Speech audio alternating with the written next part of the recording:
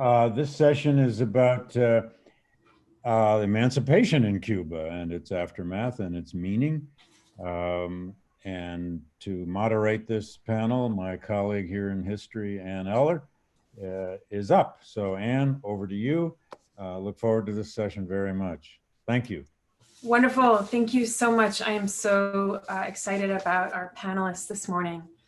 So I've briefed it and cleared it with them to shuffle around the order of the panel slightly, such that Dr. Sartorius will go first. So I will jump right into his bio and introduce his paper. And I have a 2-minute sign, old school, to keep time. Not that any of us will need it. Okay, so David Sartorius is an associate professor of history and a faculty affiliate of the Latin American Studies Center and the Department of Women's Studies. He received his PhD at the University of Maryland. He received his PhD from the University of North Carolina in 2003, and is a historian of Latin America, focusing on race, empire, and mobility in the Caribbean.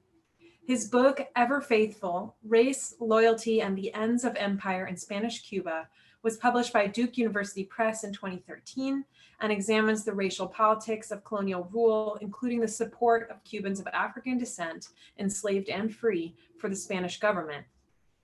Subsequently, he's co-edited 2 special issues of journals dedicated to transnational history, including one in Social Text in 2010 and another in the Journal of Transnational American Studies in 2012.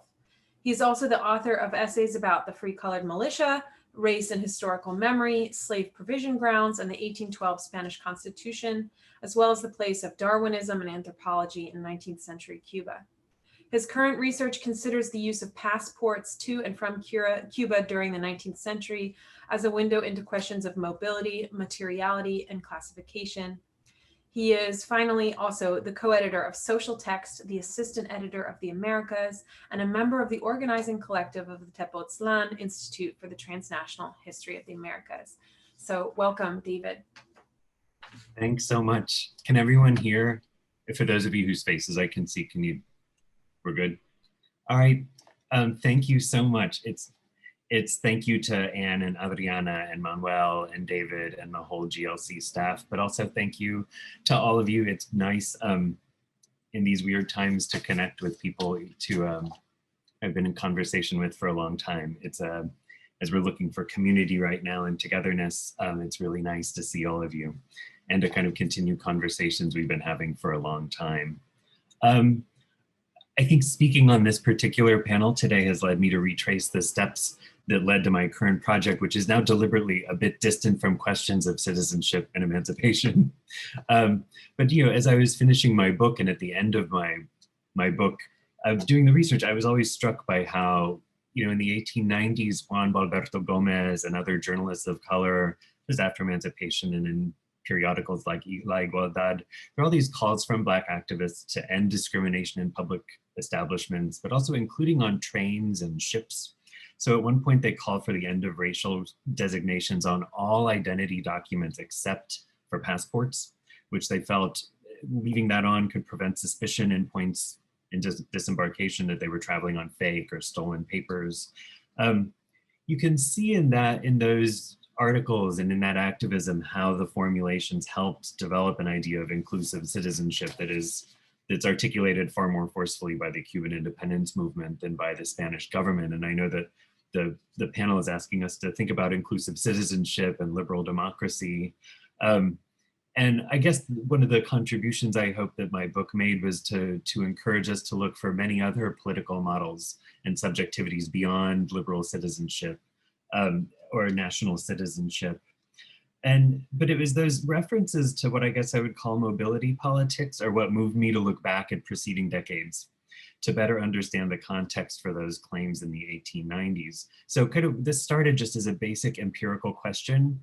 What were the regulations and mechanisms of mobility throughout the 19th century has now become a project that makes clear that a long history of struggles to control, authorize, and enable movement are no mere backdrop to later formulations of citizenship. They open onto all kinds of questions of sovereignty, empire, borders, subjectivization, and the significance of documents to identity making that have led, as Anne mentioned, to my current interest and focus on passports. And just to give a quick definition, and maybe by way of a visual example, let me just show you an example of what I'm talking about. I don't know if everyone has seen a Cuban passport before. Probably not, because they're not these enduring documents that people carried for years. They're really one-time permissions that authorize one trip. So these don't have some sort of extensive archival presence. A lot of them just get discarded after they're used. But here's an example from 1829 of a Cuban passport. Here's an example of a handwritten passport for an enslaved man to travel from St. Augustine, Florida to Havana. And then, you know, passports, I'm mostly thinking of travel to and from the island of Cuba, but there are also internal passports. That's an important mobility issue too. And here's an example from an internal passport, giving someone permission in the 1860s to go to Cienfuegos. And I think what's important, and I'll just ask you to hold this in mind, is that, you know, on the front of this, it's giving a permission to Don Pedro Rocio from Santiago to go to give to Jose Casado the esclavo que se expresa en el respaldo, right? What it means is that it's the legal person is receiving a pass here, and then this is the back of that pass. Then you list the name of your dependent. So this is Teodoro, you see the name of the enslaved man, Naturaleza Congo, 30 years old, male, right? Much of this, what I'm talking about today, turns on questions of legal personhood and who deserves a passport, who doesn't even want a passport, why there's so much friction about passports. You know, it's, you see the kind of concentrated struggles over documentation and mobility that, you know, they echo what I think especially Aisha and Michelle were saying yesterday, just about how mobility is so central, not just to Cuban history, to Caribbean history, to Atlantic history, to African diaspora history, right? This is not a surprise to any of us, I imagine. And but once I started to scratch the surface of like the system that facilitated travel in the 19th century, right, I realized there were more questions than answers just from a quick empirical search. You know, some of this began for me to think about transnational studies and transnational history and what they leave out, that sometimes they take the incidence of movement for granted rather than ask how it was facilitated. So, you know, the way many people talk about them, the passports and other permissions, it evinces some interest in controlling movement. So within pre-20th century, well, within transnational scholarship, before the 20th century, it's either written off, the unevenness of passports and permissions is either written off as evidence of weak pre-national states or weak pre-national borders, or a kind of a pre-modern system. Is it the modern nation state and issuing passports that somehow equate to a notion of citizenship, that gets it right? And what precedes it is some sort of just fumbling around until people come to their senses in the 20th century, right? I mean, what gets me really excited is when both officials are issuing passports in the 19th century and people seem to want them, but no one can quite agree on what they represented, right? In general, what gets written about passports gets folded into histories of immigration or migration histories that never quite seem to hold the issue of slavery and forced migration within the same frame as what they come to emphasize as free movement or the rights to travel that might be safeguarded by a passport, right? And it's never as easy as noting that, you know, free travelers left paper trails and enslaved captives did not. So when I started poking around to see if and how passports had some relation to Spanish citizenship as a marker of identity throughout the 19th century, I started coming across conflicts, right? So this isn't it's not just that this passport question is incidental to the movement of people to actually do stuff, that it's in the movement itself and the struggles over this paperwork that a politics comes into view.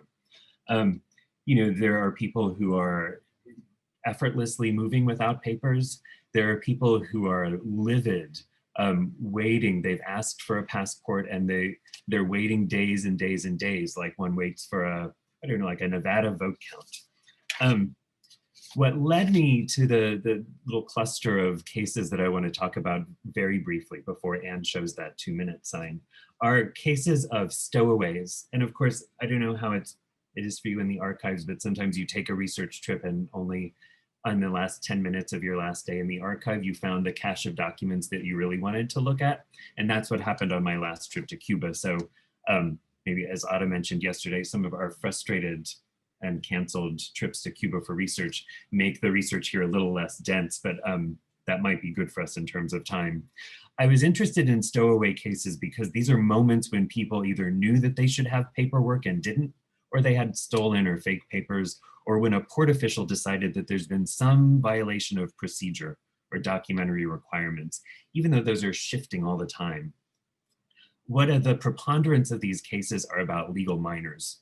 In other words, these are about women, they're about teenagers, and they are also about enslaved people who are traveling without papers. But it's I want to start talking about these questions of Spaniards, Spanish women, Spanish children, boys who are traveling to Cuba without papers, right? So I'm just to give one example, these crest in the 1850s, and I would say that we may all know the contextual reasons why there might be heightened attention in the 1850s to monitoring who's coming in and out of Cuba, right? It's post-Escalera. It's at a time when there are concerns about annexation, filibustering, right? There's also a kind of a boom in the paper trail of passports, in part fueled by the advent of the kind of the more common occurrences of steam travel. It's just increasing the volume of travelers, and it increases the number of documents made and cases like this. So here's one of when port officials found a 29-year-old woman named Narcisa Genera in the storeroom of the schooner Lealtad when it arrived in Cienfuegos from Barcelona. She had snuck on board the ship, in her words, sin licencia del gobierno ni de la familia, in order to marry an artillery musician in Havana against the wishes of her parents. It turns out she just got on a ship. She knew she wanted to go to Cuba. It wasn't taking her to Havana. It took her to Cienfuegos. And after lots of sussing out, she finds out that that artillery musician had already married some other woman. The issue is not that there was some sort of citizenship right being denied or violated, right? The case that, right, officials try and work for months to find any male relative of sufficient means who can be her charge, right? I think I'm seeing text that either AP, someone's made a big election call, but my paper is more important for the next few minutes. So they're trying to track down an uncle who lived there, who could attest to her identity and take responsibility for her, or they would send her to the Casa de Beneficencia, and she would have to find a way to earn to pay her passage back to Spain. There are also, I'll just gloss them very quickly, there are all these cases of teenage boys who are making their way to Cuba, either with fake papers or no papers. And they arrive in Cuba describing, they're detained. They describe really awful family situations and awful kind of lives that led them to want to flee. And the concern is not making sure they have proper paperwork. It's like restoring them to what officials understand to be a proper social order. They need to get them under the control of some adult. But right, none of these folks are ever claiming citizenship or being trying to think of themselves as legal adults who would have some piece of paper that would all represent them as citizens. The other case, and this is where I'll zoom in to some images. Let's see. Right, I hope that's visible. This is just one of those La Plante images of Havana Harbor in 1860. In this case, I'm talking about happens in the early 1860s, and it's a case of an enslaved man named Valentin Colon. He's from the suburb he's from Bejucal. He's in this very port of Havana, and he finds a group of Spanish soldiers hanging out on Havana's docks, and they tell him he'd be free if he made his way to Spain. So he boarded their ship as a stowaway, and he sailed to Galicia. So not long after his arrival, he was arrested in Pontevedra for not carrying papers, at which point he declared that his owner was dead and that he requested a letter of emancipation declaring him a Spanish citizen. but with no proof of his identity or legal status, officials jailed him in the town of Orense on suspicion of being a runaway slave. Right? Some documents refused him even the surname he claimed and identified him as Valentin Pardo. He sat in jail for 3 years while the kind of thought experiment among officials about whether he was free or not led on. He could only make it to Spain without having a paper trail and being a stowaway. No passport, no listing on a passenger list or in the weighty libros de pasaportes in the Captain General's palace. But once he was in Spain, his freedom depended on having some written proof of his identity. It took months for news from Havana that his owner had indeed died and that the widow had sent him to Havana to earn money. The widow herself wrote that she didn't have enough money to travel and reclaim Valentin. But the Ministro de Ultramar decided that he had been free all along, but the decision didn't rest on his claim to citizenship or his emphatic patriotism, or even, this is for some other project, this like fervent popular abolitionism in Galicia that sort of had people rallying to his cause. The principle was that there was no passport listing Colon as property. And I don't know how your experiences in the archives go, maybe I'm cheating, but there are times when you rush to the end, you look to the end of the expediente to see how this all pans out. And the expediente is not necessarily about Colon, it's about passports. And the big takeaway from this, the question of rights that emerges for the officials is that if the property rights of slave owners are going to be respected, they need to do a better job of listing their enslaved workers on the back of the passport. They need to write that down better. So it's actually a really disappointing story for Valentin's interest in citizenship, his claims to citizenship, right? He gets marginalized from his own case. And I think that tells a story about sort of the lack of connection between paperwork and citizenship. However, I just showed this image to show the docks as a place for a lot of these multiracial cross-status spaces where someone can be told to get on a boat and travel as a stowaway to Spain. I've always been disappointed by this case that this becomes a story about slave owners and not about Valentin, until just my last research trip in the Biblioteca Nacional. I found the Libro de los Síndicos de Ayuntamiento. So think of this as a legal compilation from 1875 for local officials who are doing the work of adjudicating claims to freedom under the patronato, right? And so it lists, you're just seeing this page, it's listing by year and date, the various royal orders, decrees, decisions that syndicos and communities could draw on to inform their decisions.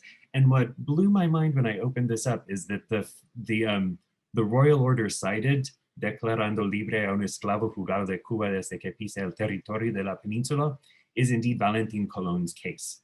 So he actually does make it to the paper, to the paper trail of freedom all along. And what's interesting is that later on in the Libro, other cases get cited. Oh,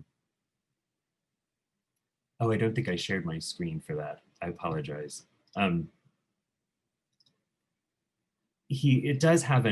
His case does have an afterlife in which later cases of enslaved people sort of traveling across borders just merit their freedom, in this case gets cited. So all along there is something in place to leave a paper trail of his status. Let me just come back to the prompt as a way of wrapping up. Right, we were asked to think about how experiences of emancipation shape ideologies and practices of citizenship. I guess I have a fairly pessimistic answer to that. Maybe they didn't, or maybe that in these earlier cases that the questions of citizenship actually rights turned to slave owners and not the enslaved. But then there's Valentina reappearing in a different form. It's kind of for me to suggest that the mobility politics that you see in the 1890s about citizenship are not kind of a linear or natural or progressive outcome of those earlier struggles across the century. You might think of a more rhizomatic model in which there's no clear linkage between citizenship, liberalism, and passports. Thanks. Thank you, Anne. Thank you so much, David. I should just know that there's honking and screaming in Washington Heights. We move now to our second panelist, who is Dr. Raquel Alicia Otheguy. She is an assistant professor of history at the Bronx Community College in CUNY, who deserves more state and federal funding, specializing in the history of Latin America, the Caribbean, and the African diaspora. She received her PhD in history from Stony Brook University, SUNY, in 2016, and her BA from Columbia University in 2006. Otheguy is National Academy of Education Spencer 2020 postdoctoral fellow. She is a US-born Latina and a native speaker of Spanish. So thank you, Dr. Otheguy. Thank you, Anne. Can everyone hear me? Okay, great. So thank you, Anne. It's an honor to be here at the Gilder Lehrman today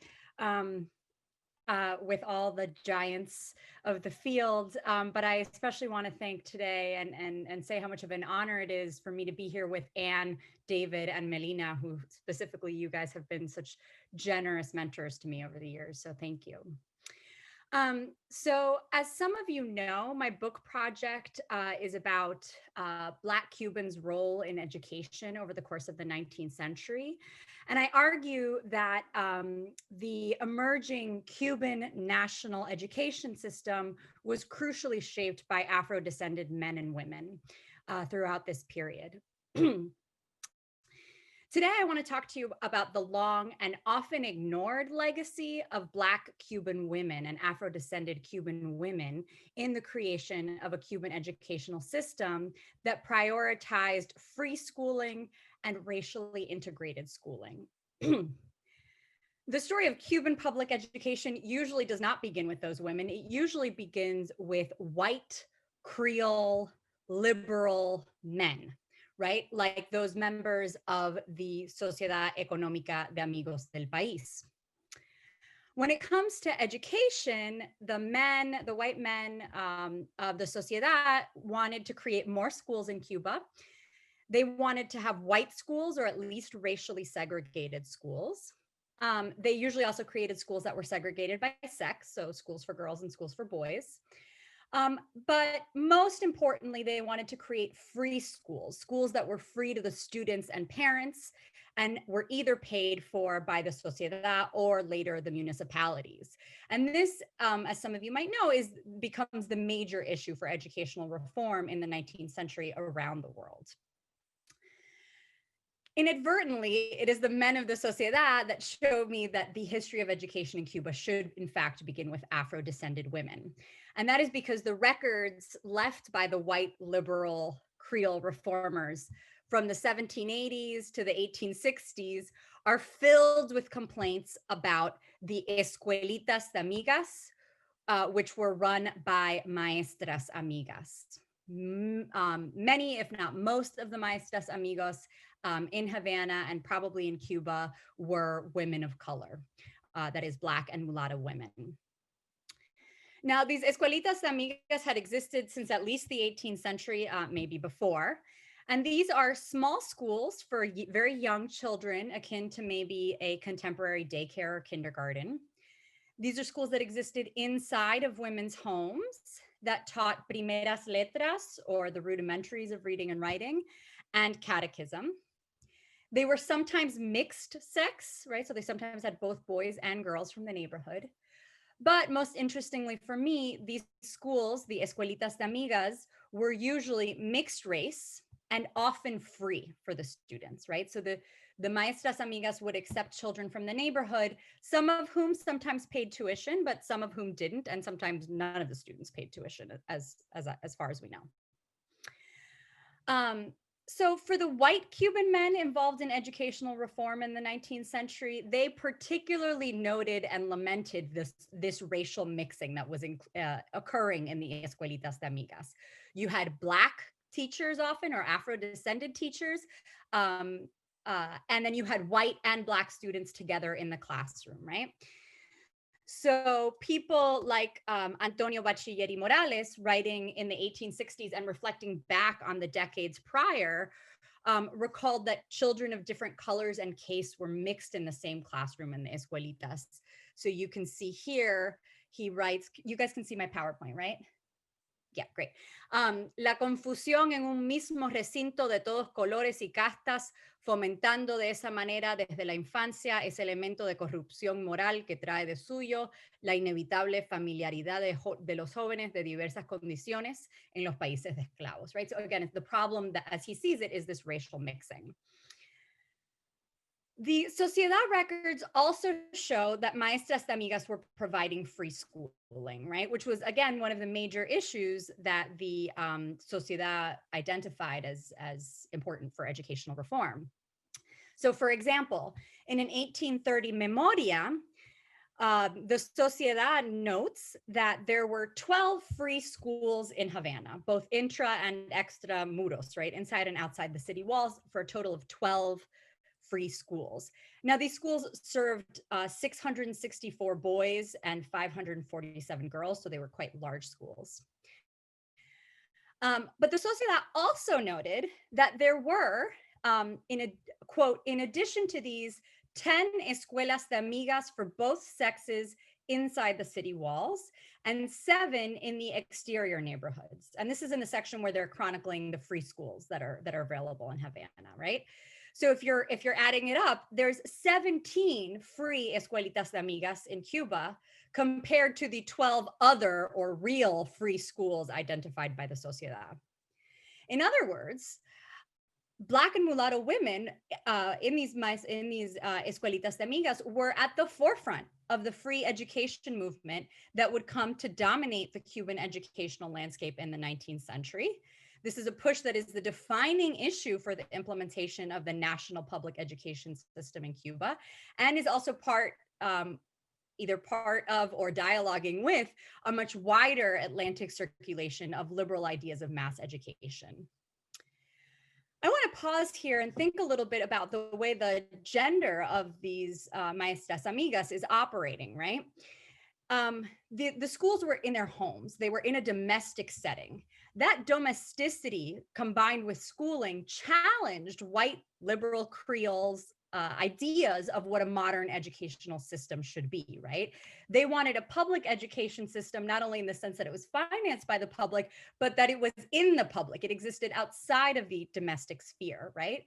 And it would also create a Cuban public, a certain Cuban public that would be white and male, right? But the education the maestras amigas are offering instead is often racially integrated, co-educational, in the home, right? And it is perhaps more freely and widely available than the education offered, than the free education offered by other parties in this period. So the maestras amigas continue working into the 20th century, despite significant opposition from both white Creole and colonial educational authorities. But they're not easy to trace for reasons we can talk about later. In the meanwhile, the development of the official public education system in Cuba continues throughout the 19th century. In 1842, the Spanish colonial government passes the first law of public education for Cuba and Puerto Rico, which allowed free children of color to access education, but only in segregated settings. Black educators continue to work both inside and outside the official school system. So not only do the maestras amigas continue their work, but in the mid-19th century, there were some licensed Black teachers who worked within the official school system in segregated schools. And by the 1880s, you see the rise of the sociedades de color, many of which have schools, segregated schools, but schools outside of the official school system. By the late 19th century, Black educational activists were pushing to expand the official public education system to Black children, right? And this effort was actually led by the Sociedades de Color, and in particular by an umbrella organization of sociedades called the Directorio Central de Sociedades de Color, which was led by intellectual and politician Juan Gualberto Gómez. In the 1890s, the Directorio sues the Spanish colonial government, and the Spanish colonial government agrees to open all municipal schools to children of color in 1893. This is a desegregation order, essentially, right? And it is a major accomplishment by these Black educational activists, and the first of its kind in the entire hemisphere, as far as I know, right? Now, as some of you guys know, this educational activism in the 1890s was part of a much wider civil rights movement toward integration being led by these Black activists, right? And I want to focus here on the fact that this civil rights campaign met with wide resistance on the part of white people and local authorities, right? So there's a lot of resistance to this. And in response, the men of the Directorio, working through their mouthpiece newspaper, which was called La Igualdad, urged Blacks to respond with caution, patience, moderation, prudence, right? La Igualdad and El Directorio thought that Blacks had to prove to whites in Cuba that they were deserving of their rights, that they could deserve full participation in modern society. So they wrote, La Igualdad wrote, quote, "Have patience, friends. Continue each day being more prudent and measured." So that's their general reaction to white resistance of the civil rights movement. But interestingly, on the issue of education and on the schools, Afro-Cuban members of the Directorio take a much more aggressive stance in confronting white opposition. So let me just switch to my next slide. So in January of 1984, in La Igualdad, which is again the Directorio's newspaper, they write, "Just as we recommend caution and measure regarding our rights to enter cafes, etc., we are inclined to push La Raza de Color toward the school desks. On this issue, we will be intransigent with everyone, with the authorities, with the teachers, and with the parents of families." So my question becomes why, right?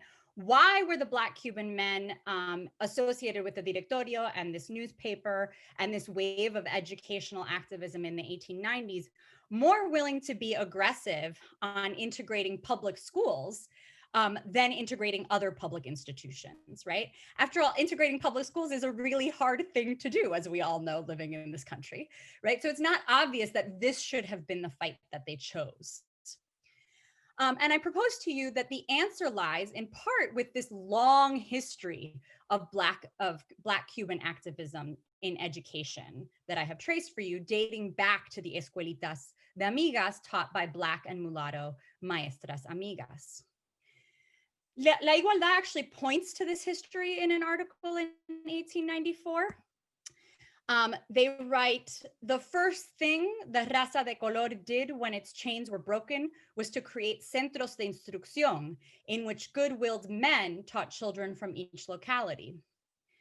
Now, I want to stop and point out to you here that the history being created by La Igualdad, by this Black newspaper in this period, the history of education and of Black interest in education, only dates back to the end of emancipation, right? It's when the chains were broken. So it's post-emancipation. It points to male teachers, not female teachers. It points to the centros de instrucción, which were presumably outside the home, right? Centers. And out of necessity, these were schools only for Black children, right? So the story that is being told by this Black newspaper is actually leaving out women teachers, racially integrated spaces, and domestic spaces for education, of which Cuba had a long history. But I argue that in insisting on a national education system that was both free and racially integrated, the Black men of the Directorio in the 1890s were, even though they did not acknowledge it, drawing on the educational priorities that had first been articulated by the maestras de amigas and not by the Creole elite reformers in Cuba. For Afro-descended Cubans, they had an experience of more than 50 years of escuelitas that were usually, not always, but usually racially integrated and free. They had that experience to draw on.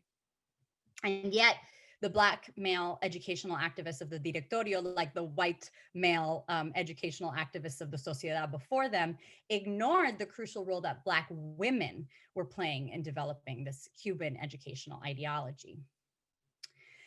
So I want to close with an additional question that is raised in my mind by this story, right? The work of the free Black women educators from the early 19th century remind me to pause and ask again about the role of Afro-descended women in educational activism in the last years of the 19th century.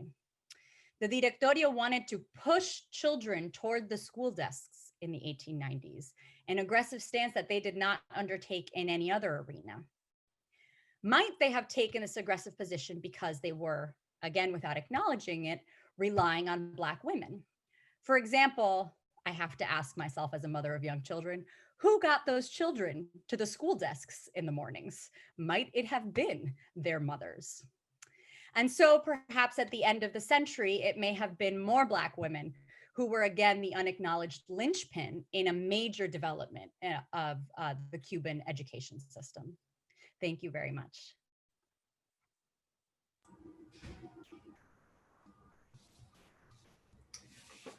Thank you so much. Okay, our third presenter this morning is Dr. Melina Pappademos, who earned her BA from Cornell University, her MA from the University of Illinois at Champaign-Urbana, and her PhD from New York University. Her teaching interests focus on the social and cultural history of race, social and political mobilizations and nationalisms, particularly of people of African descent in the Caribbean and Latin America. Supported by such institutions as New York University, the Ford Foundation, Harvard University, Wesleyan University, and the U.S. Department of Education's Fulbright Hays Research Program, Dr. Pappademos published her first book, Black Political Activism and the Cuban Republic, with the University of North Carolina Press. The book was awarded the 2012 Murdo J. MacLeod Best Book Prize from the Southern Historical Association Latin American and Caribbean section. It reconstructs historical patterns of Black Cuban political activism and their relationship to the political structures and cultures of the Cuban Republic, 1902 to 1959. Her second book project, funded by a University of Connecticut Research Foundation large grant and a National Academy of Sciences Ford Foundation postdoctoral fellowship, examines racial symbolism during Cuba's turbulent 1930s and 1940s. So the floor is open, Dr. Pappademos. Thank you so much, Anne, my former colleague. I want to thank the Gilder Lehrman Center and those people who are probably behind the scenes making things happen, but not always recognized. And David Blight and Manuel Barcia and Michelle Sachs. And it's also, not only is it good to be among my former colleague, Ann Eller, but also David Sartorius and Rachel Otheguy. It feels kind of old home weekish. And the fact that Biden and Harris are the president and vice president is not so bad either. So I'm happy to be opening with that wonderful news in the background. So this paper really is sort of a continuation of, and as I think Rachel said, a kind of reminder of where I think the central questions of research that I continue to conduct, and that is thinking about Black activism as dynamic rather than the assumption of political ideologies, rather than the assumption of affinity to Blackness. What are the particularities of Black activism in Cuba? How the political sphere works and worked. Drowning out the staticness of nation as a category of analysis, and really thinking about how to nuance that idea. And really highlighting the contours of community. And this panel has asked us to really look at forms of activism and how the African descended attempted to make good or force leadership to make good on the promise of citizenship. And so, that's really what continues to inform my interests. But let me start this work. In July 1900, as European colonial armies installed themselves on the African continent, seizing souls and natural resources in Congo Free State, French West Africa, Southern Rhodesia, and elsewhere, 30 eminent Black world leaders from the United States, Africa, and the West Indies met in London. There they formed a permanent committee of the Pan-African Association, convened the first of 8 20th century Pan-Africanist conferences, and launched a very public repudiation of Europe's 1885 Berlin Conference, at which European states effected a colonial conquest of Africa. That is, in the face of global racial and economic exploitation, Pan-Africanists began a plan for a Black global response. The eminent scholar, public intellectual W.E. Du Bois was the conference's keynote.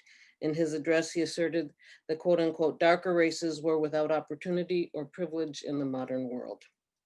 He then famously proclaimed the globe's then most salient issue, the problem of the 20th century is the problem of the color line. At about the same time, on the newly independent island of Cuba, the dominant political rhetoric among Blacks there, many of whom were veterans of the anti-colonial war against Spain, as well as activist leaders, was decidedly not Black unity across the globe, but about claims making in the new Cuban nation. From Blacks' decades-long participation in anti-colonial war against Spain and sacrifice in many of the insurgency's successful theaters, to their post-emancipation pursuit for a quote-unquote rightful share of opportunities and privileges, it seemed incontrovertible that Blacks' deep sacrifices for national independence put them squarely among the heirs apparent of the new nation, their fortunes pegged to the nation's advance. More simply put, at the dawn of a new century and new republic, when they peered into the looking glass of their future, they saw a crossroads, not a color line. The new Constitution was a start. Between 1900 and 1902, 31 delegates to the Constitutional Convention met in Havana to deliberate over Cuba's Magna Charta and to shape the tone and trajectory of a new order. There, they granted universal suffrage to all men, irrespective of race or economic status.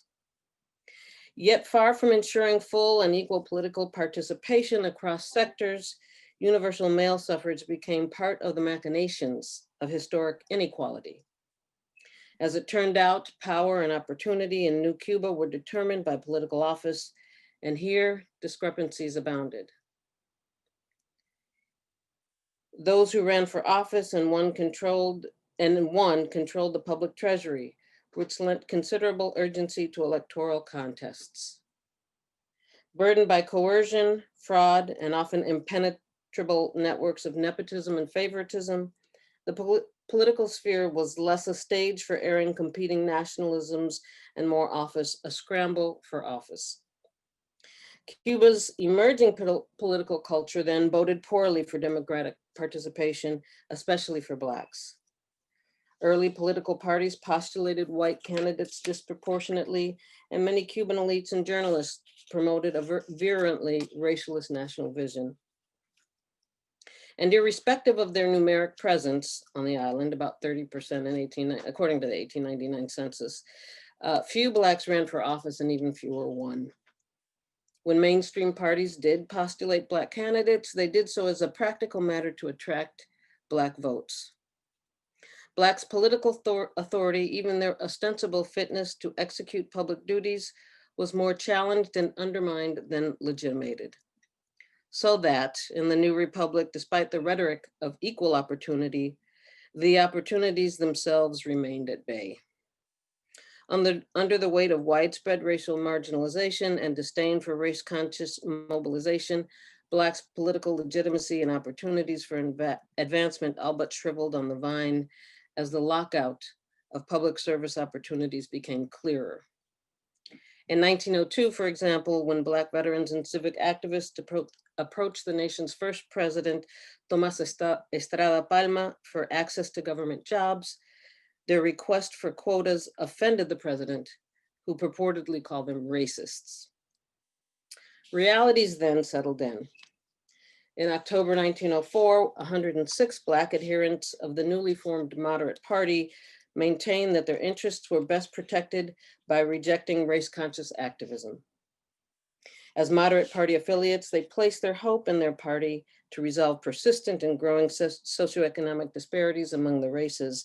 What is more, they entreated their Black brethren to join them, urging militancy along party, not racial lines. Quote, in complete accordance with our party's principles, we Blacks as Cubans are prepared to claim our rightful share within the party. That is, in a manner as appropriate as it is measured, we claim from our party all that as Black Cubans we deserve, yet which customarily has been denied us. Experience, the greatest of all counsels, has shown us that this manner of claims making, which tempers hope and apportions the most positive results, is the best path. Within our party, we hope for and will demand all we deserve. And it's, as Rachel was reading through a few quotes, there's a kind of line that goes through. I think I kind of hear that the logic of, how to best move forward within the system, as well as being people of African descent in a racialized, heavily racialized context. By 1910, lawmakers promulgated the infamous Morua Law to prevent the formation of political parties based primarily on race, but especially on Blackness. In essence, legislators sought not to rescind universal male suffrage, but to block Black political mobilization.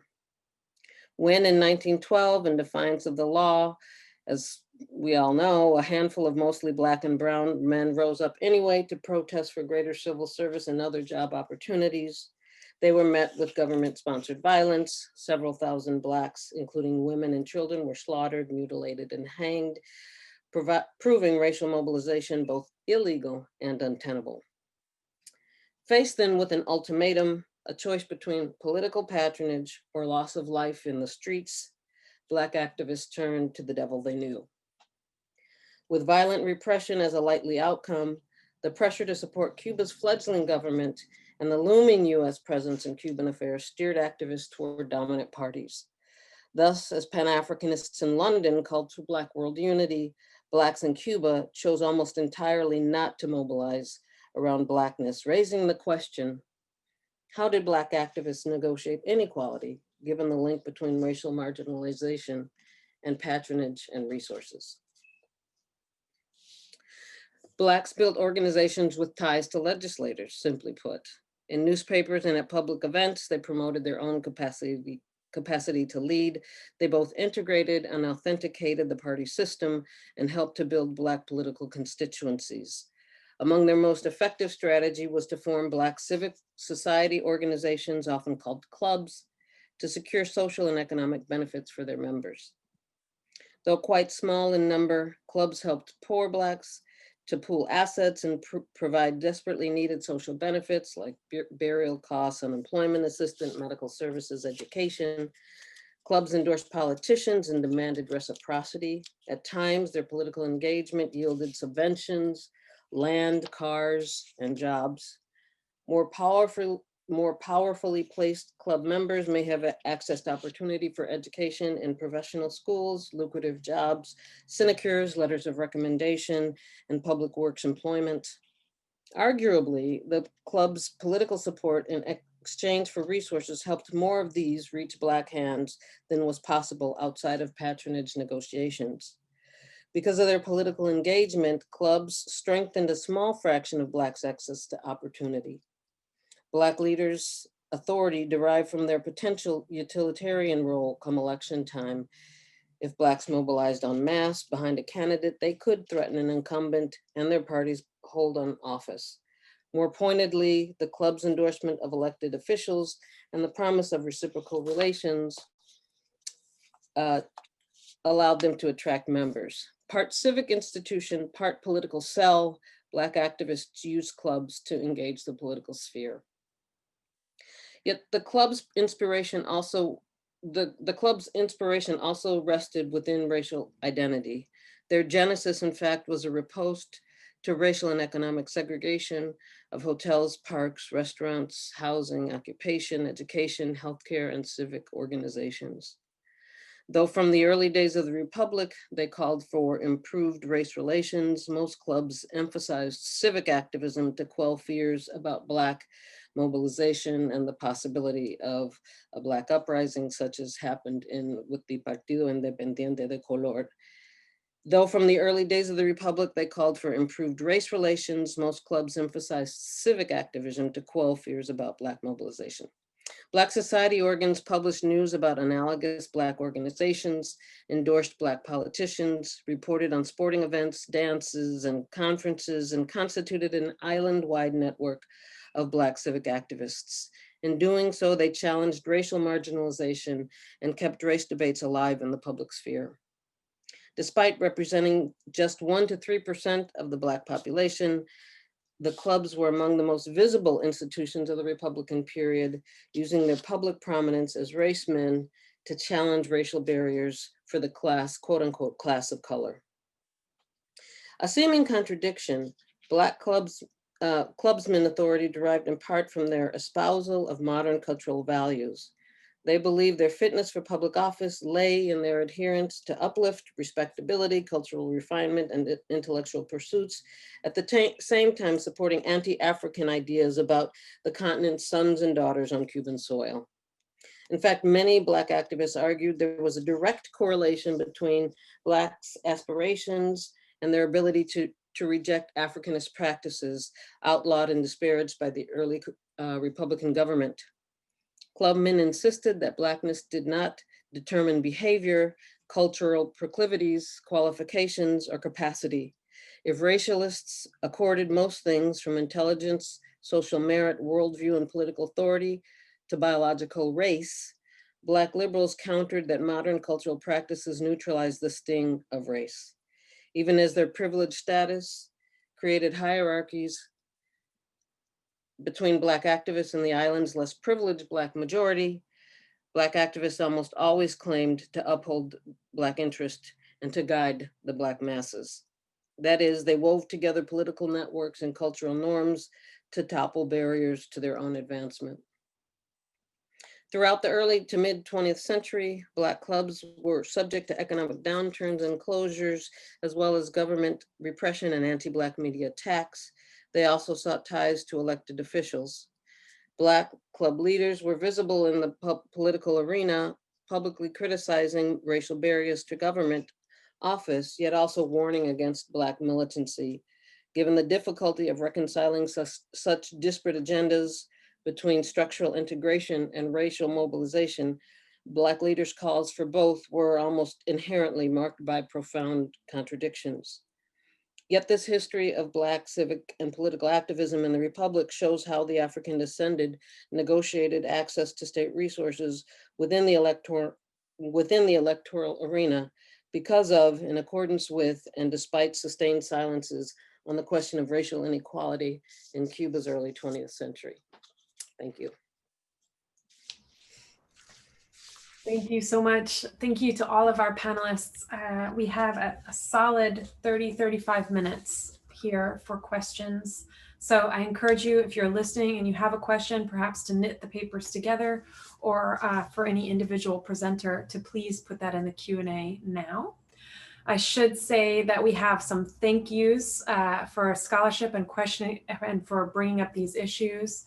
And also in advance of our lunch break, Ana Maria Hernandez says, given the breaking news about the election, Jadel's invocation to Obatala will be especially meaningful. So the first question is for David from Oriol Regre Sendros, and he says, great talk. That Julian Zulueta, who so many speakers have been talking about this conference, traveled to Europe with a Chinese immigrant from 1848. He requested permission from the Junta de Fomento, but left without waiting for the resolution. He listed the Chinese person at the back of his passport. I'll send you the document if you are interested. It made me think about restrictions of mobility of indentured laborers and other forced laborers, both within the island and outside. Can you think a little bit more about that? Great. First of all, hi, Oriol, and thank you. I guess I'd push back slightly on the great talk claim, because I hope you can all forgive me. I was a little distracted as fireworks and horn honking was going on right outside my apartment. I assume it's our panel that pushed Pennsylvania over the finish line. I'll take credit for that. There are two things that come to mind to talk through that issue. And one is, Juan Perez de la Riva, who wrote about the Chinese coming to Cuba. Does he describe their documents as being made of rice paper, really fragile rice paper? And he described them as both a passport and a death sentence.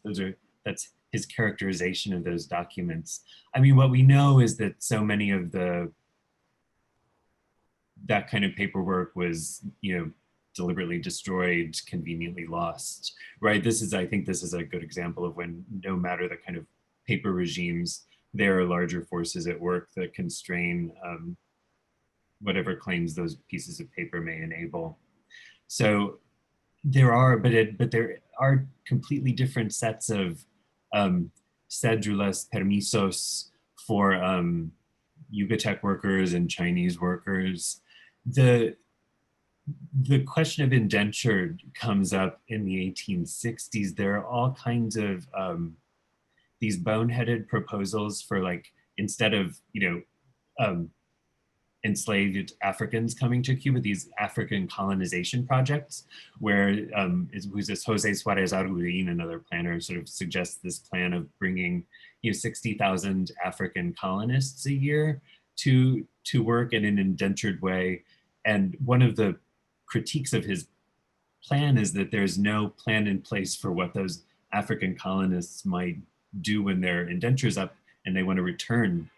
And one person actually does bring up the question of whether they should receive passports.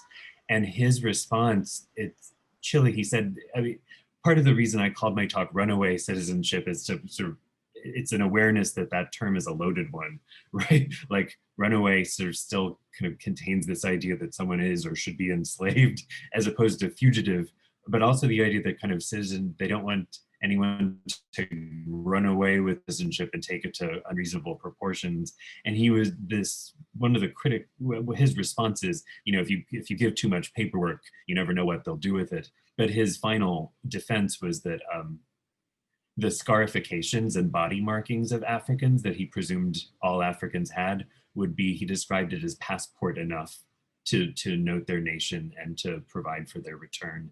So you can see even there, there's a reluctance to provide paperwork for them. Thank you. Okay, so this next question, I think could maybe be directed to Raquel and to Melina. And it's an invitation to think about region, specifically Havana versus Oriente. So Timo Shaw asks, does it make a difference whether one were Habanero or Santiaguero in terms of education? And I think we can also talk about the club directorates and activism in that paradigm. So Raquel, if you could answer first. Thank you. That is a great question. So I guess the short answer is I'm still in some ways working through that. For the Maestras Amigas and the Escuelitas Amigas specifically, I have a lot more information because the sources are coming from the Sociedad Económica de Amigos del País, which was in the early part, I think, or in the early part of the century, specifically for Havana. And their records all talk mostly about Havana. I'm trying to recall, but I think it's all about Havana. So at least for the Escuelitas Amigas, the most information I have is for Havana. And I don't know exactly what was going on in Santiago, although people like Manuel and Adriana might have a lot more info on that than I do. In the later part of the century, I have done some research on both Santiago and also Cienfuegos, and trying to compare the situation to Havana. And Yeah, I mean, I think that there's a lot of factors that affect whether Black and Afro-descended Cubans are able to take advantage of education in Santiago versus in Havana. And a lot of it has to do with like the later period is not only about what were the demographics of the area and what were the relationships between those demographics and the locations and those locations relation to plantation slavery and sugar. And then also what's their relation to the Spanish colonial government as the push between like the municipalities in the regions against the Spanish colonial government starts to come up with the nationalist and independence movement. So there's a lot of moving parts affecting this kind of education. So I'll just give you one example. In 1878, the Spanish government, as part of a move to attract Black loyalty, as some people here have written about, tells all the towns that they have to build separate schools for children of color, right? So it's like, it's trying to expand education, but certainly not a racially integrated model. But they do kind of hold the towns, the municipalities, the municipal government's feet to the fire by saying, if you don't build a separate school, you have to let the Black children into your already existing municipal schools. And so it becomes this big confrontation between the municipal governments and the Captain General's office about whether these Black kids would get municipal free schools. And of course, in all of the localities that I've looked at, there's big resistance to doing this. And some people say it's because of money. In Cienfuegos, they're like, we don't have the money to do this, sorry. In Santiago, they're like, we already have municipal schools for children of color. And then like 4 years later, they're like, but Black children have already been coming to all of our municipal schools are integrated. So they kind of keep changing the story. But the story that emerges in terms of what's affecting access ends up being a lot more about the specific municipal conflict with the Spanish colonial authorities than about anything else, as far as I can tell so far. So that's a little bit of a disjointed way to answer that question, but thank you.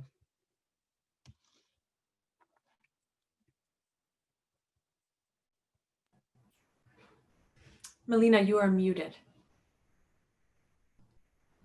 I always do that.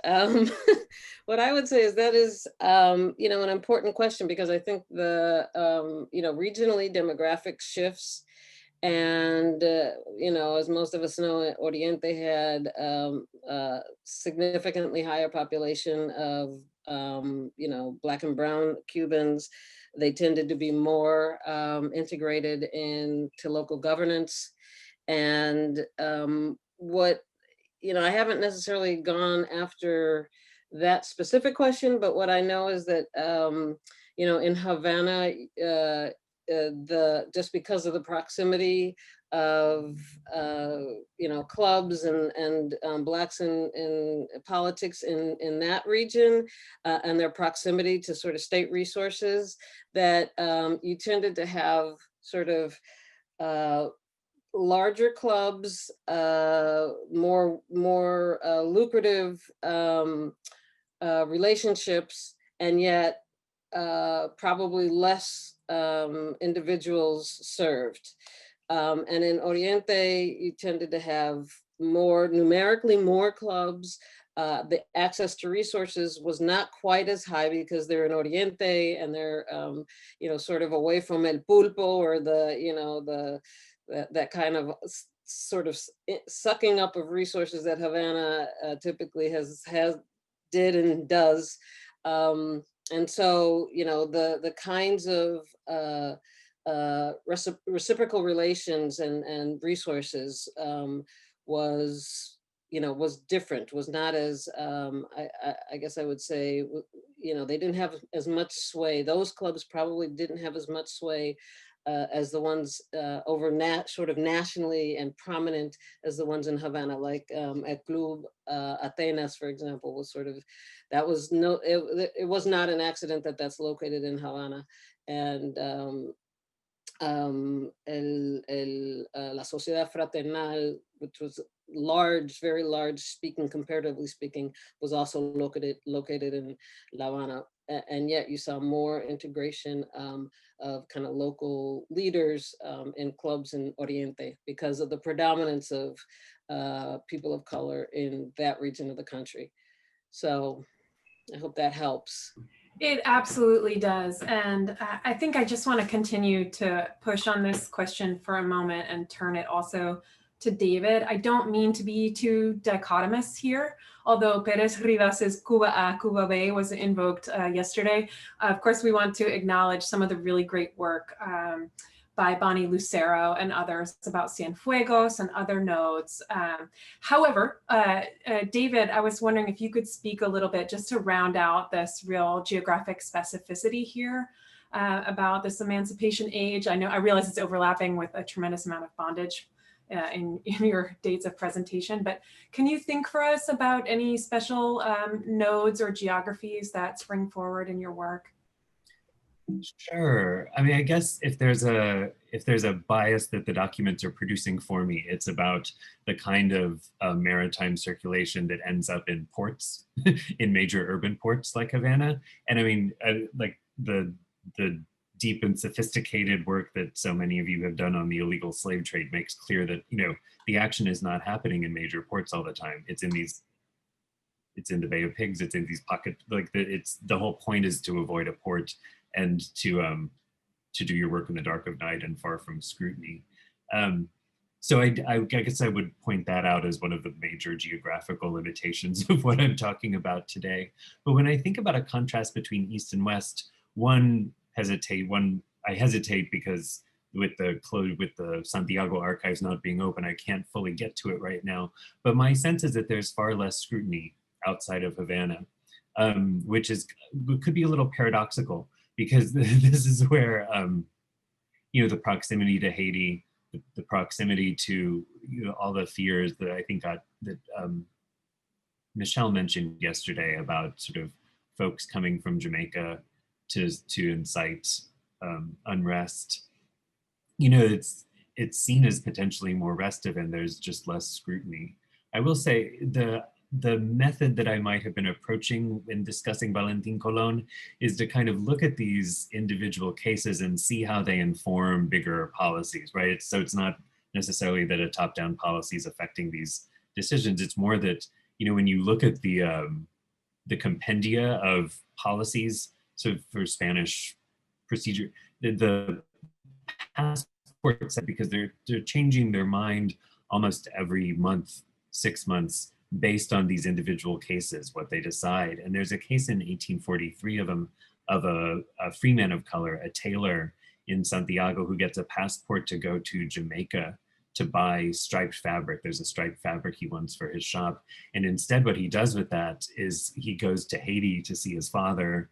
He collects letters there to take back to Santiago from friends and relatives. He's apprehended, he falls asleep in the lawn of the Spanish consul, or like an official, he gets returned. And sort of based on that one violation, the decision that sort of that's then circulated up through the channels is that no free person of color in Cuba should ever receive a passport, ever again. And I mean, it seems so ominous when you read it, and then you realize several years later that that hasn't particularly been followed. But you can tell that certainly people like him knew about the porosity and the benefits that can yield, perhaps a little more in the East than in the West. Wow, there is so much in that last example. I want to ask you more about it, maybe at lunch. So our next question invites us to think, our next two questions invite us to think specifically about white racism and backlash. So the first one is from Taryn Vaughn, directed to Professor Otheguy. And so Taryn asks, despite the concerns of elite white Creole men, it sounds like at least some white parents kept allowing their children to be taught by Black teachers. Why was this? Was it a matter of money, convenience? Did concerns about mixed race classrooms come purely from above, or are they also coming from below? Are these class-based concerns? Thank you. That's a great question.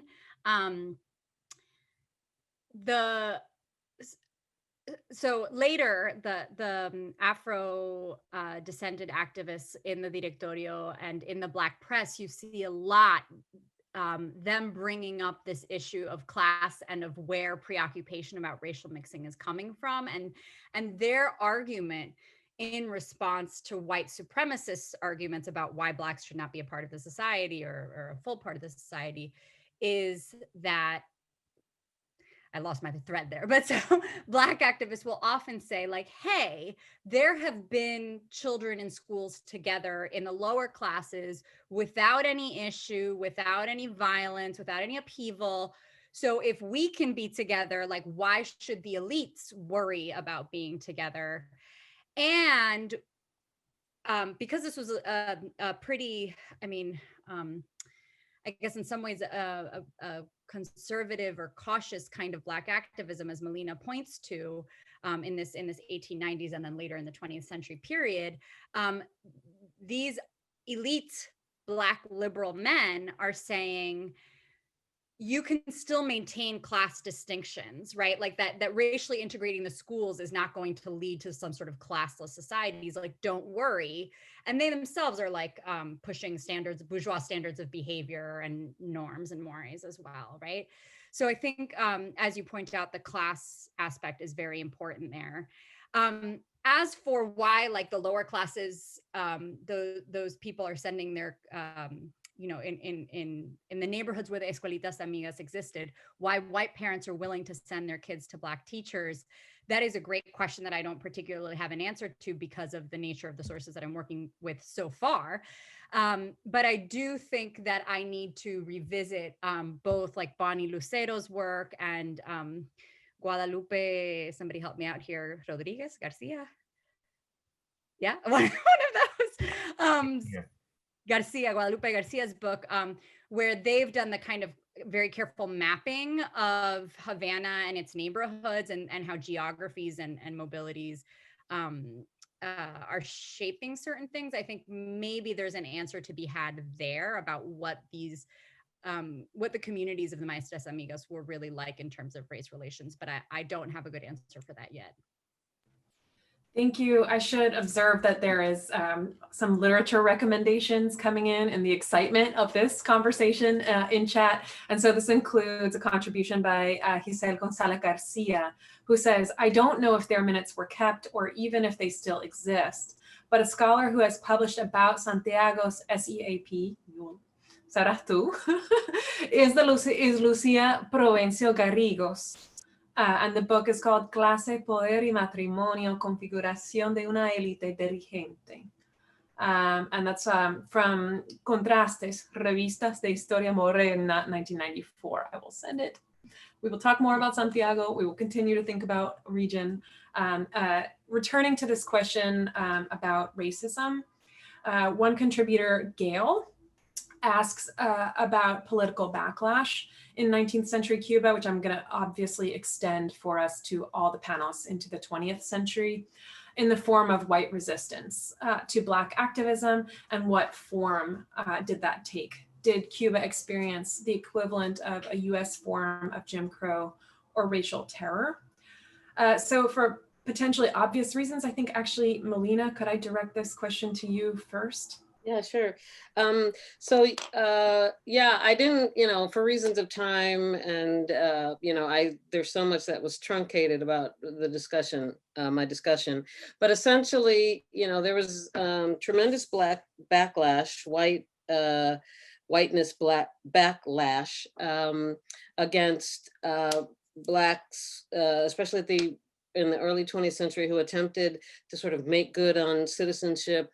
The well-told story with a really big, huge literature, body of literature is El Partido Independiente de Color, which was essentially a group of primarily Black and brown men who, seeing themselves locked out of the political system, attempted to penetrate those networks and insert a Black political party that would, a political party of color that would, challenge and draw on a large voting base once universal male suffrage was extended without respect to race, you know, there's a sort of large voting block of people of color, of men of color that, you know, that can be tapped into.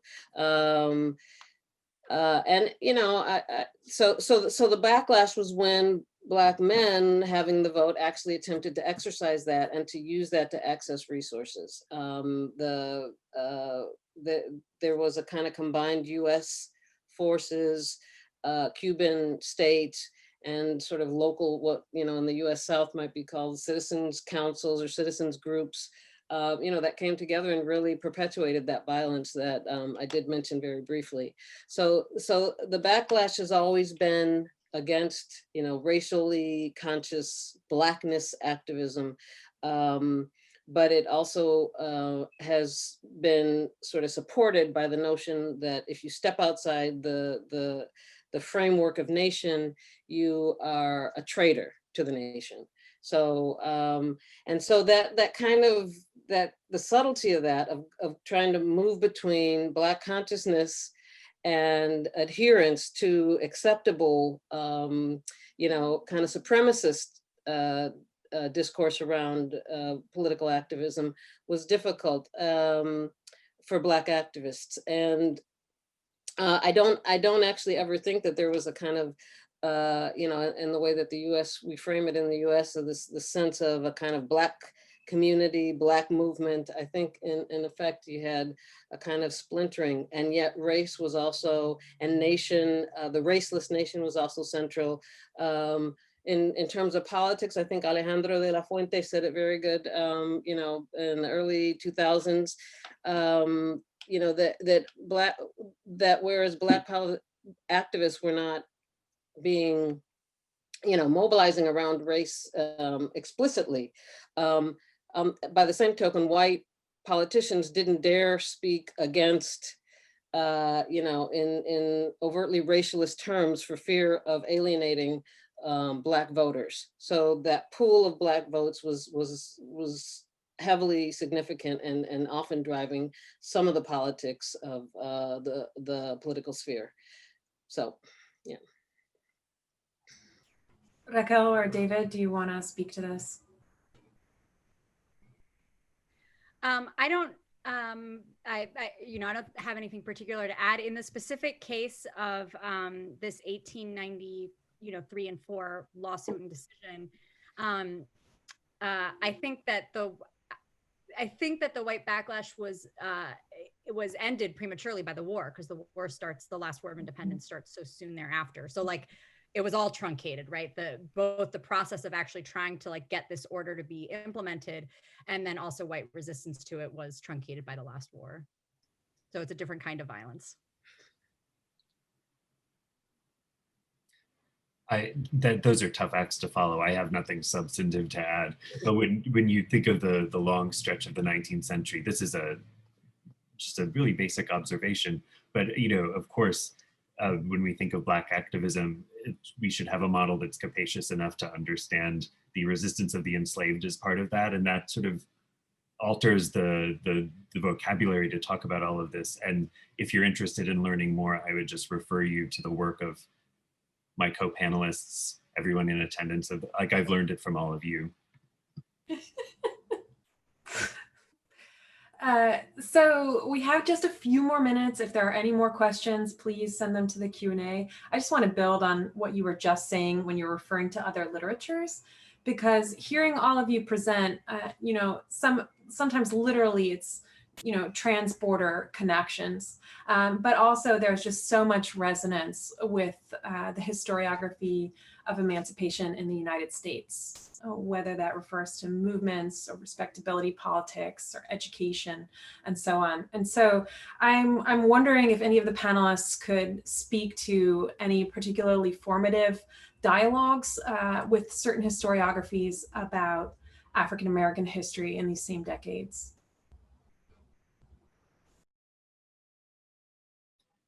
I guess I would just say very briefly, there's wonderful scholarship. Colored Travelers is a recent book about sort of race and mobility, and the way that sort of a Black politics in the 19th century was formed through these conflicts about mobility and migration. Sure, I stand on the shoulders of a lot of that great scholarship.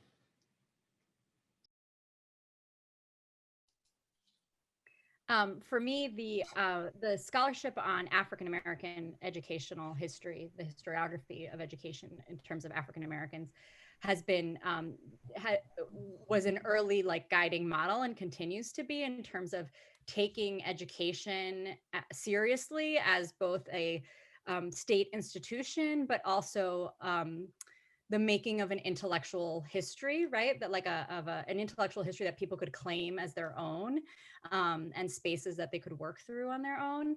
And so that's been huge. But I also think I've been pushed a lot by the well, often, but not entirely, US-based Black feminist scholarship, including the work, like some of the incredible work that Aisha Finch was sharing with us yesterday in terms of, and you know, I think actually all of the panelists today, but also some of the presentations previously, are making me think about the ways that like public education is a liberal kind of movement in this period.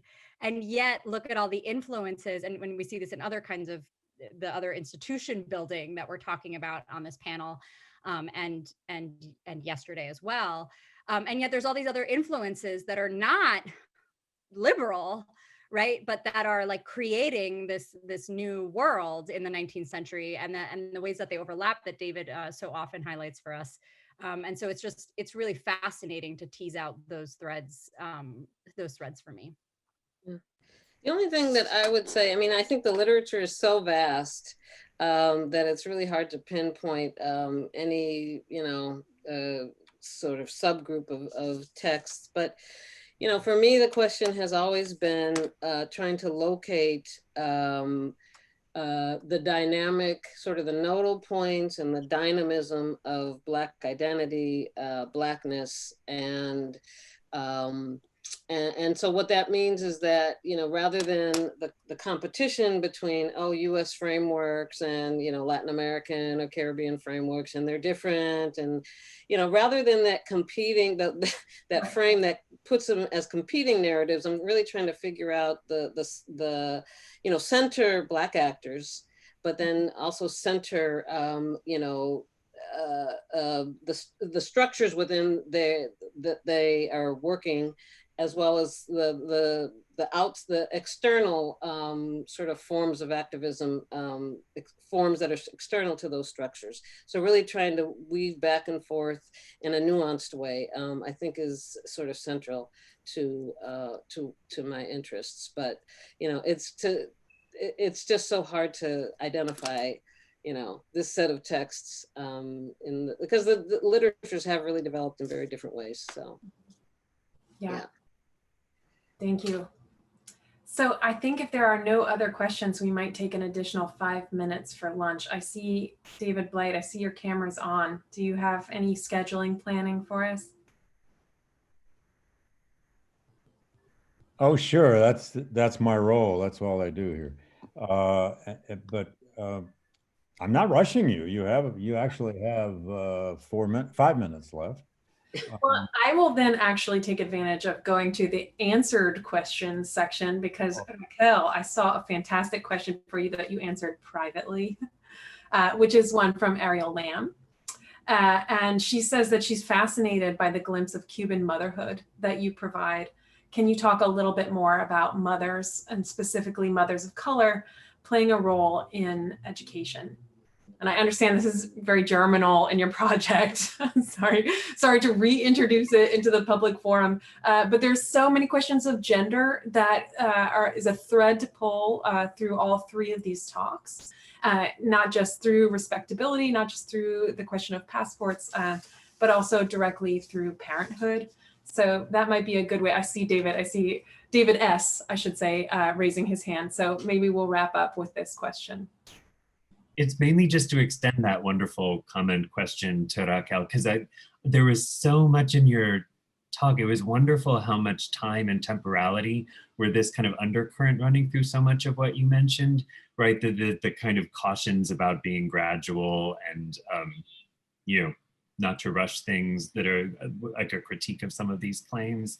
But it also, like, it's reminding me of sort of the scholarship on women and independence in Spanish America, where, you know, no one's talking about putting citizenship on the table, but the understood role is to be mothers of the nation, that your job is to like raise the next generation. I mean, that's a long-term educational goal, right? So if there's an educational role for women, it's not about sort of immediate improvement or some sort of radical transformation in the moment. It's like looking a generation ahead. And it seemed like part of your story was one of conflicting temporalities of social change. And I don't know that the sources let you think about that in terms of the women in their schools, but sort of what people wanted out of education and when seemed like a really interesting thing that's connected to the gender question. That's fascinating and brilliant. Thank you, David. I'll keep that in mind. The reason I answered Ariel's question privately is because I'm really just starting this, and in part it's because I've learned so much from you know, Black feminist scholars and, you know, Aisha and just so many people recently that I've learned how to relook at stuff in ways that I had never really looked at it adequately, I think, enough before. And also that's necessitated by the fact that we can no longer go to the archives. So we better make do with what we have, right? But it's been pretty cool. It's been pretty generative. And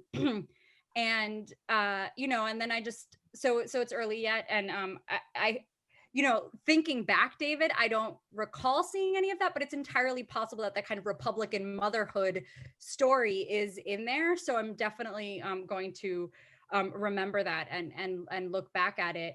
But you know, just to like one final note is that like one of the other things that I've learned from this kind of scholarship, this really cutting edge scholarship, is to do something that historians don't often do, which is to remember our positionality vis-a-vis these stories. And, you know, I've been thinking a lot about that as a Cuban, as a white Cuban, which is a fraught thing today, or this week, I guess, and as a mother, right? Because I've also, you know, been a mother for the past 6 years only, which has led me to revisit things. And so,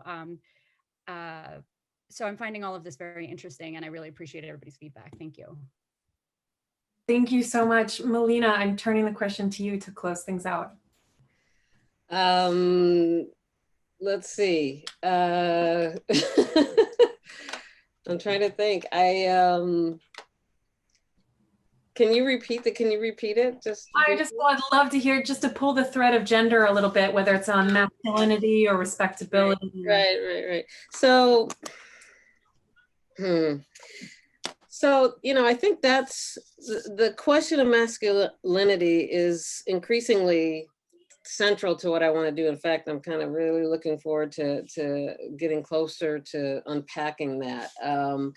I think it's, you know, I think the literature has so emphasized the question of race and Blackness that, you know, how those things are defined in the political sphere has received less attention, which is something I'm interested in doing.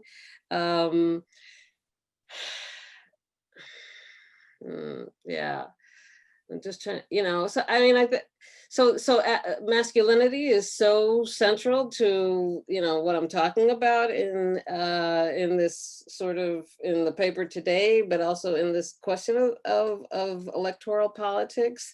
You know, women weren't really actively participating until the 30s. And so, you know, how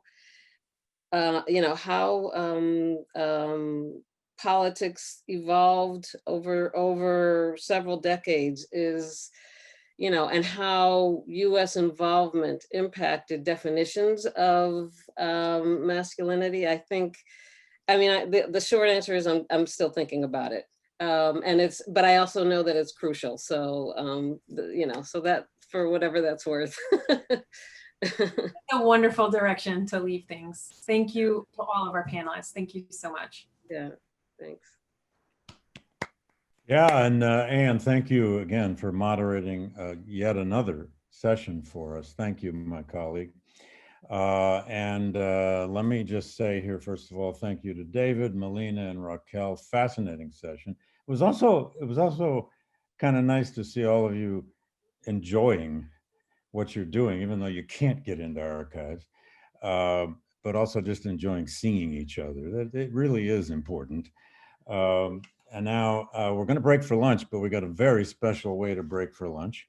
And obviously everybody knows by now that speaking of electoral politics, we've had a victor declared in the American election. I think I just want to say a sentence on that I know we all want to probably skip outside and celebrate for a little bit. I live in a rather staid apartment building here in New Haven with lots of neighbors about my age, but they're already in the backyard here whooping it up. So, you know, why not? But let's remember that 70 million people in this country who voted are not celebrating today. And after you come up from your hangover, perhaps tomorrow or whatever, I just published a piece in the New York Times online about just what may lay. I mean, it's just a speculation about how we got here and what may lay ahead. The Times op-ed page has been waiting for the declaration of a winner to put it up, and they put it up 1 minute after the announcement. So, you know, not that anybody wants to read right now. This is a time to sip something. But to take us into lunch, which today, gratefully, we have an hour for, Jadelle McPherson, as I said earlier, has graciously agreed to perform for us again, to sing for us.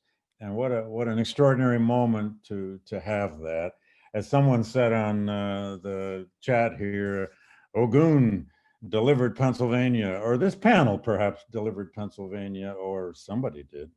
Perhaps the voters of Pennsylvania had something to do with that, especially in Philadelphia. Anyway, Jadelle, I want to turn it over to you. And Daniel, I think will activate you, I hope. Hello. Yes, there you are. Thank you, ladies and gentlemen. Jadelle McPherson, thank you for agreeing to do this. And yay. You guys can hear me, right? And see me. Yeah, we got you. Yesterday I was a little challenged. Thank you so much again to everyone for their work and just for inviting me back. I'm going to try to dialogue with you all through song. So humor me, please, those of you whose faces I can see, and try to tie together a lot of the themes that I've been hearing and seeing. So, okay.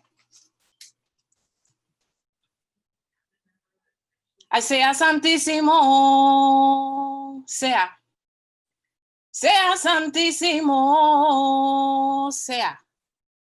Ay, madre mía de la caridad. Ay, ayúdanos. Ay, ampáranos. En el nombre de Dios, ay Dios. Si la luz redentora te llama, y te llama, y te llama, buen ser. Y te llama con amor a la tierra. Ay Dios, ay Dios, ay Dios, ay Dios, ay Dios.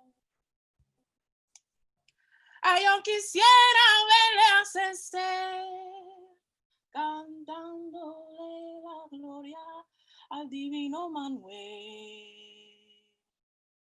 Oye, buen ser, ay, avanza, avanza y ve, que el coro te llama, tus hermanos te quieren ver, ay, buen ser.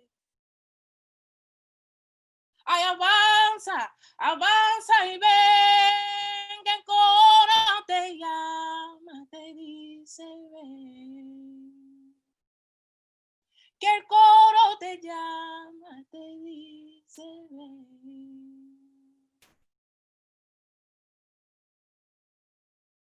Ay, fui a ver a viejo Cañeñe, brujo de reputación. Fui a ver a viejo Cañeñe, brujo de reputación. Allá por Consolación, lo más rápido que se atiende. Se trataba con Cobayén de Madre Agua, 7 rayos. Se trataba con Cobayén de Madre Agua, 7 rayos. Me pidió derecho y gallo, añaña, añaña, añaña, para entrenerme a su malembe. Ay, soy fundamento de mi ganga. Madre agua, 7 rayos, vence batalla lo munderé, que llevo dentro de mí, los mundeles son, vence batalla los mundeles. Ay, Zambia arriba, Zambia abajo, vence batalla los mundeles. Ay, los mundeles son, vence batalla los mundeles. Salamale male con Congo, vence batalla los mundeles. Choca hueso con hueso, güey. Vence batalla los mundeles. Zambia arriba, Zambia abajo, vence batalla los mundeles. Ay, vence batalla los mundeles.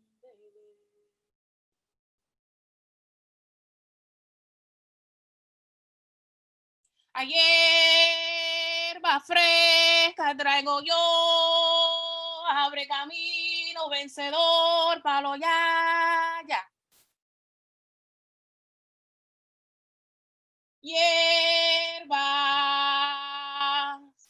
Hierba fresca traigo yo.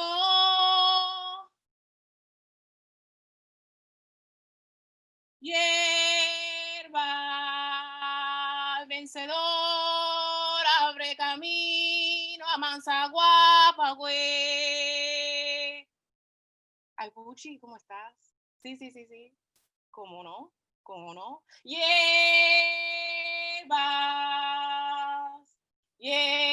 frescas, hierba la peseta, abre camino vencedor.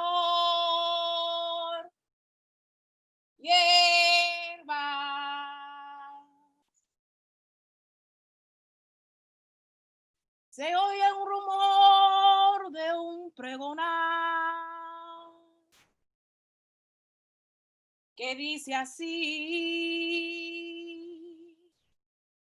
el hierberito llegó.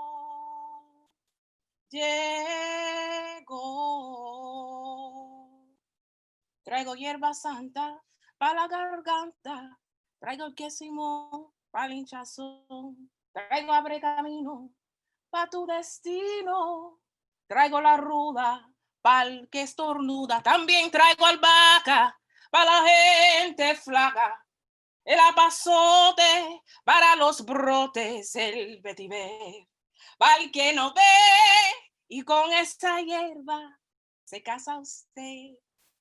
Traigo hierba santa para la garganta, traigo el quesimo para el hinchazón, traigo abre camino para tu destino, traigo la ruda para el que estornuda, también traigo albahaca para la gente flaca, el apazote para los brotes, el vetiver para el que no ve, y con esa hierba se casa usted.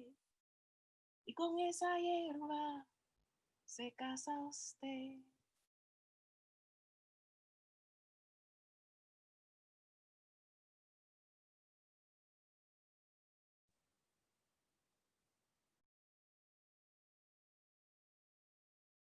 Ochun dide,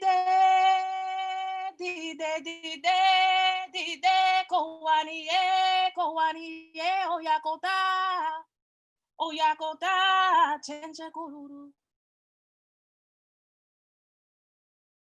Ochum di de, kowaniye, o yakota, chenche kururu. Ala de ibu, cheche bo, ebo, awomada, le uyere de barofio. Sango mori ye, mo wilo na, okangi baiche. Ala moro yere fa.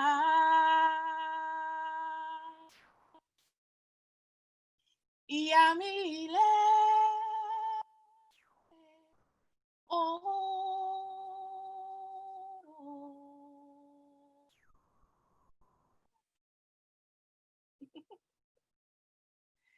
Iamile.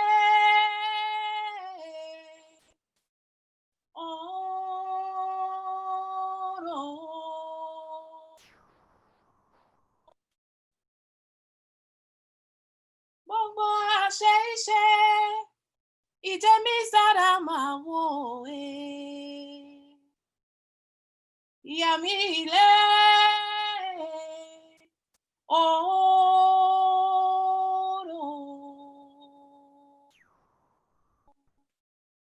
Ochum di de, kowaniye, o yakota, chenche kururu. Sango mori ye, mo wilo na, okangi baiche. Ala moro yere fa. Iamile.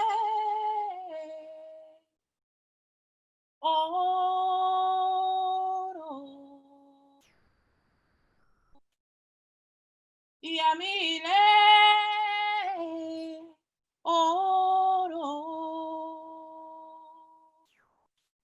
Bobo aseise. Idemi sarama wo Iamile.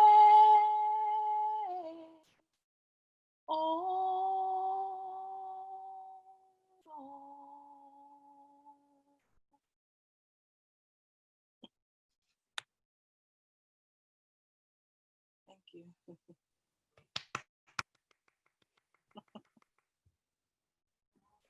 Wow. I'm sure we're all clapping in our hearts and in person. Thank you, Jadel, so much. You are magnificent, and I think I can speak for everybody. Thank you. And well, we will see you all at 2 p.m., maybe even a bit before, after lunch for a final session with our star-studded panel to talk about legacies and memory and much, much more. Once again, a big applause for Jadel.